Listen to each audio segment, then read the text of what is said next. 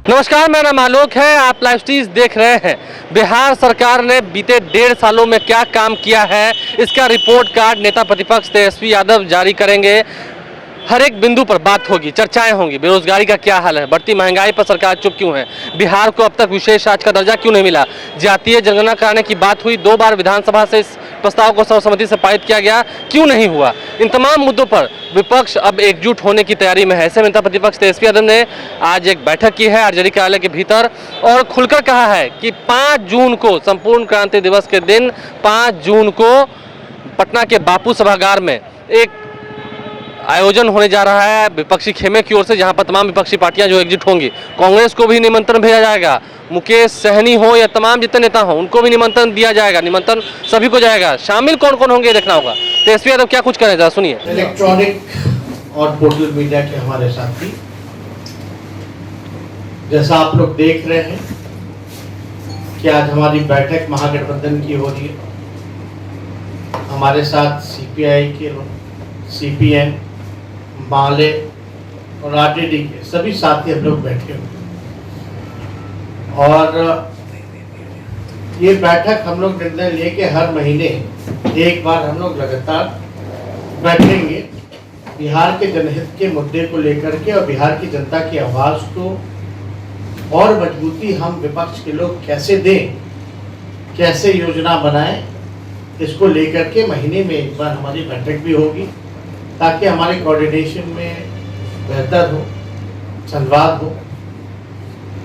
और दूसरी एक बड़ा महत्वपूर्ण जो मुद्दा जो पूरे बिहार के लोगों का दर्द जो जुड़ा हुआ है, चाहे बेरोजगारी का हो, चाहे भ्रष्टाचार का हो, चाहे अफसरशाही का हो, शिक्षा, स्वास्थ्य, चिकित्सा का हो, इन सारे बिंदुओं को लेकर के हम सब लोगों ने देखा कि जो बीजेपी की सरकार है, एनडीए की सरकार है, नीतीश कुमार जी के नेतृत्व की जो सरकार है, इन्होंने केवल और केवल बिहार के लोगों को ठगने का काम किया। को निचले स्तर पर, पूरे देश के सबसे अगर निचले स्तर पर अगर कोई राज है तो बिहार है, क्योंकि इतने सालों से 17 सालों से एनडीए की सरकार है, नीतीश कुमार मुख्यमंत्री हैं, हर सूचकांक में नीति आयोग की रिपोर्ट में फीसदी है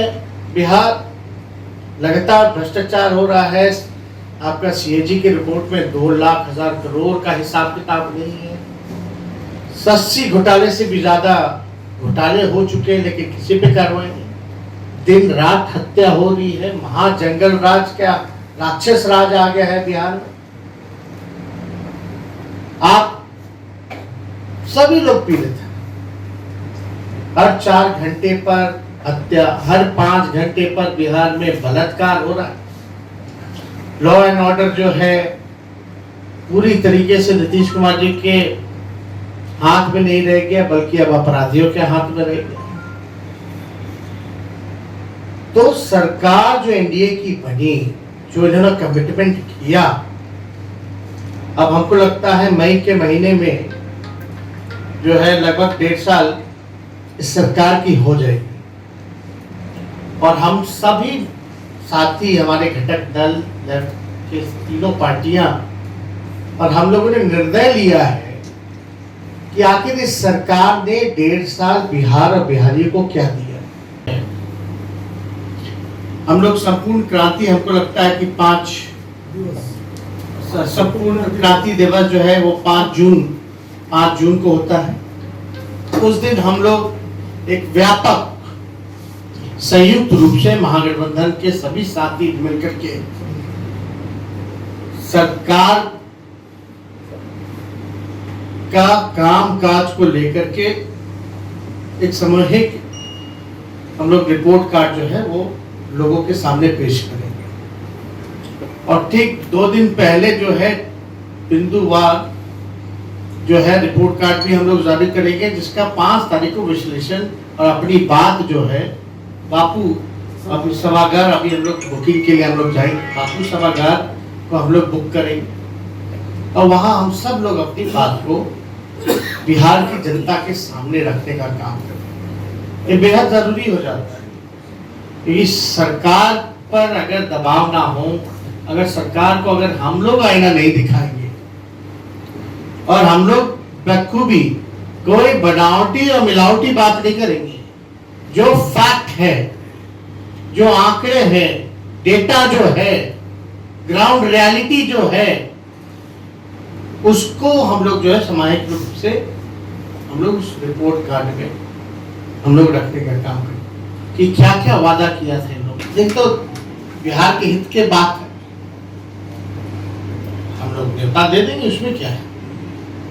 हम तो चाहेंगे कि सभी लोग जो हैं, विपक्ष के लोग एकजुट रहे। चुनाव तो हम लोग लड़ने नहीं जा रहे, और जाहिर सी बात है जिस मुद्दे को हम लोग लेकर के चल रहे हैं, कांग्रेस भी उस बात से सहमत है।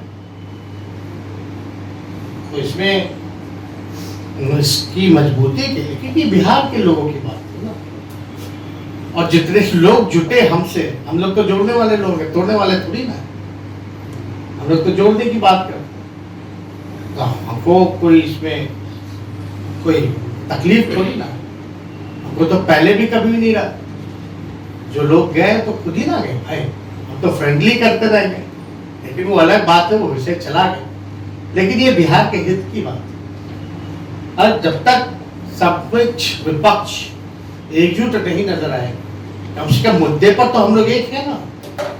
चुनाव में कौन लड़ेगा नहीं लड़ेगा, किसको कितनी सीटें मिलेगी, वो अलग बात है। वो तो आप हम छोड़िए, वो तो हर गठबंधन में होता है ये बात। अभी आप पहुंचा में ही देख लीजिए, एनडीए का एग्जाम्पल क्या हो, वहां तो हाईजैकिंग कर लिया जाता है, पार्टी को ही खत्म कर दिया जाता है।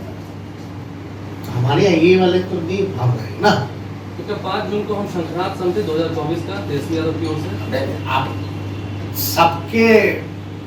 सब लोगों का चश्मा अलग अलग है, जिसको जैसे देखना आप लोग देखिएगा, लेकिन आप लोगों से यही अपील करेंगे, जो बात हम रखे हैं साइंटिफिक डाटा के हिसाब से, ग्राउंड रियलिटी के हिसाब से, उसको तो जरूर दिखें। तो एक एक नौकरी संवाद चुनाव के समय जो है हर फेज से पहले एक रात हम करते थे, तो अपना ब्लूप्रिंट रखे थे, हम लोग रखेंगे, सारी बातें रखेंगे।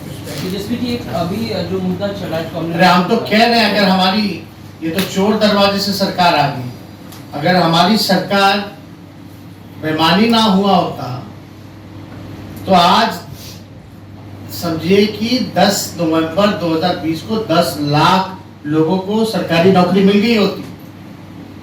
खाली पद है, रिक्त है, भरा नहीं है, क्यों नहीं भरा जाता।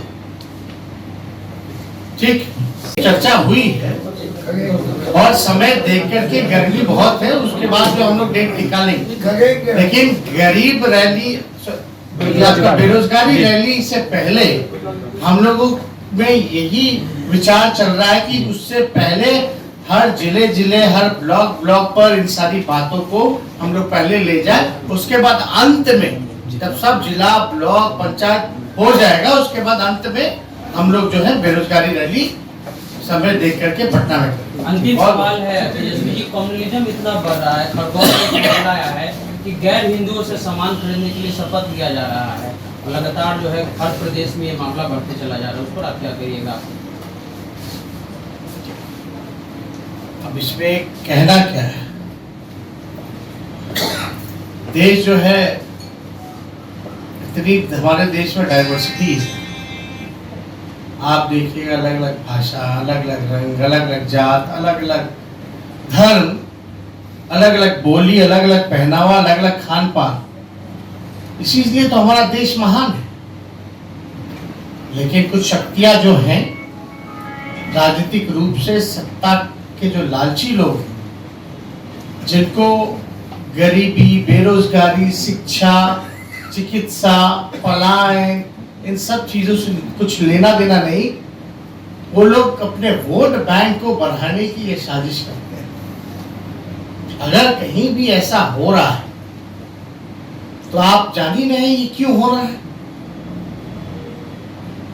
बिहार के मुख्यमंत्री थके हुए हैं, कमजोर हैं, इनके आने के बाद आरएसएस फला फूला है, हिंसक घटनाएं बढ़ी हैं और ये नाकामयाब रहे हैं। हम लोगों के भाईचारा को कायम करने का। कई ऐसी घटनाएं रामनवमी के दिन भी आई। ये फेलियर है नीतीश कुमार जी का। और इस पे तो सरकार से पूछे कि सरकार के लोग क्या एक्शन ले,